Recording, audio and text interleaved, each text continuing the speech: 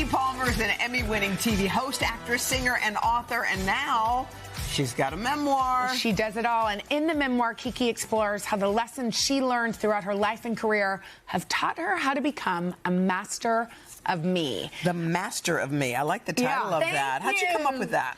I think I was thinking about, you know the song, I Got the Power, and I was like, what does that feel like to me? Like, if I've got the power, if I'm in control of me, what does that feel like? And then I just thought, I'm the master. I'm the master of me.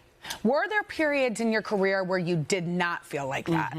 Tons of time, especially as a kid, when you're growing into who you are and you're also an entertainer and people are commodifying who you are. Yeah.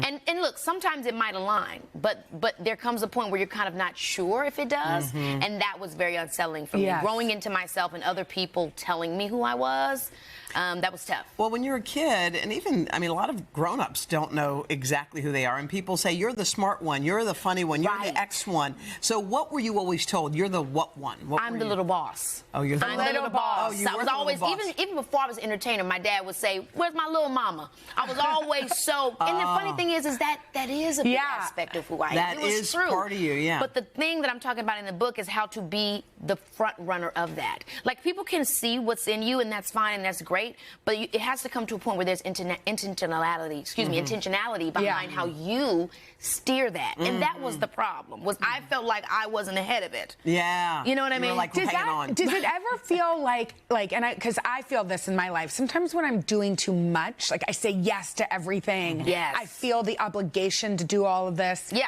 It's where I feel like I'm holding on and being dragged. Yes. Does that ever happen to you? Do you ever have to say, enough, I need to take a little moment to even hear myself? Yeah, I think the boundaries piece, having boundaries, proper boundaries, personally and professionally, is what's changed my life. Yeah. And it was something I was growing towards, but it got even better when I had my son, because he put everything into perspective. It's like, it's easier to say no, knowing it's going to make me better because of him, than it was when I was just doing it for myself. Yeah. And so that changed a lot of things. Yes. I mean, I often didn't even know when I was depleted. I was just cranky. I didn't know. I didn't realize that, wait, you weren't everything's throwing outflow. down. Like, That's nothing's right. coming in. Yeah. You don't realize it. So if you do have a day, Keke, that's for you, and I know you have a ton of obligations, how do you fill the tank? Like, what do you do?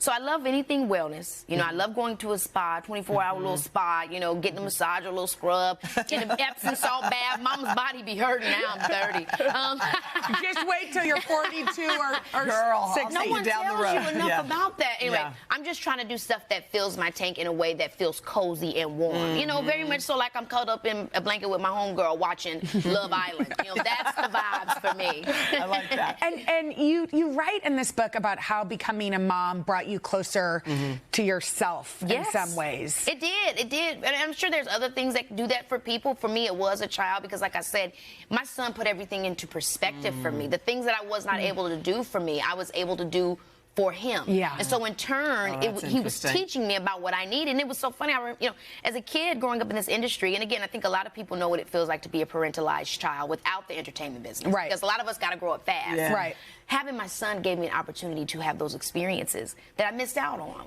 through his eyes. That's so interesting. I was reading something about a woman who said you should speak to yourself the way you speak to your kids or a dear friend. Yes. Good morning, sweetie. Like, I know what you need, talking to yourself. You need some hot tea. Let's go make us some. It's just a little mini convo, but it gives you love that. Yeah, do you not love I can't remember. I read it somewhere. But it now gives you Hoda does it every morning. She looks in the mirror and she says, Hey, hello, girl. beautiful. Hello, beautiful. But it's, you know, the stories that we tell ourselves. You know, the book is called Master of Me, and the subtitle is The Secret to Controlling Your Narrative. That's another version of that. We got to tell ourselves stories that empower us, not ones that disempower us. So you were here, and we asked you a question that I think irritated you a little, because I think in that moment you went viral. Did we go viral? We went viral because I was like, y'all need to mind your business. You talking about that, right? Yeah.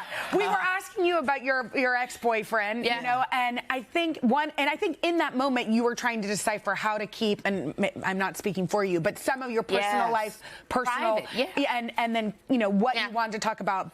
But we're good, right? You're not mad at us? No, we gonna fight outside after this. No. You're 100% right, and I talk about that in the book, where as an entertainer, it's not the same thing as going into an office. People don't know when your hours are off. They just know you are you. And so in their minds, you're always at work. But I'm very much so, if I'm not in the office, I'm at home. You know, once I clock out, I'm out. And that's the kind of, I think, like you said, you know, it's hard to, in these parasocial relationships, and this new concept of celebrityism, people don't know what is private. And so you do have to kind of say, you know, love you, boo, but mind your business. What lights you up about all the different things that you do, about writing a book, about doing another movie, about a podcast? Like, what's happening inside you that says, yeah, I want to, like, what is it?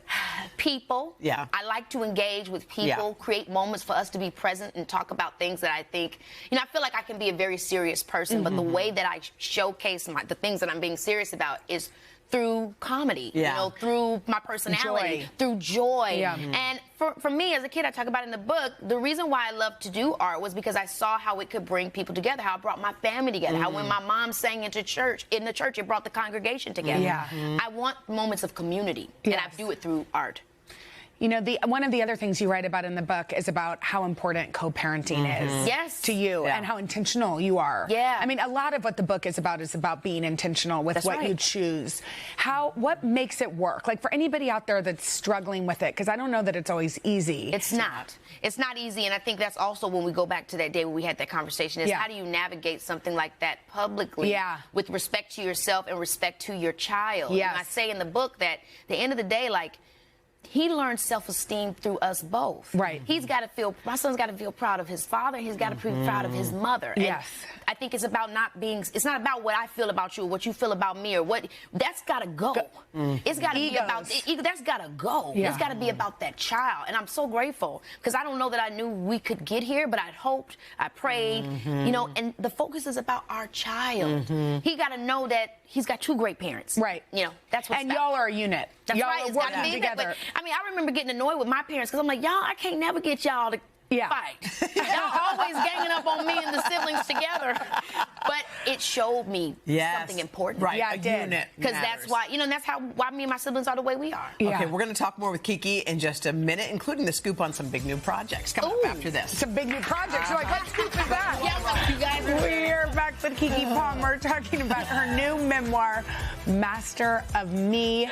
We are so happy you're here. Okay, you made a little headline when you said you were looking for a Steve Urkel type. Now, what does that mean? You know, you want that? You're telling us you want that. I realized that I really do, like, you know, the TV boyfriends. You remember Steve Urkel, but then also Steve from Full House, DJ's boyfriend. I'm looking for, you know, people would say they're cheesy, but I think that there's the sweet guy. You know, the nice guy. I feel like that's evolution because I used to kind of like a bad boy way back in the day. And then I met my husband who was just like, you know, he was a Boy Scout. He was a full-on Boy Scout. And I'm like...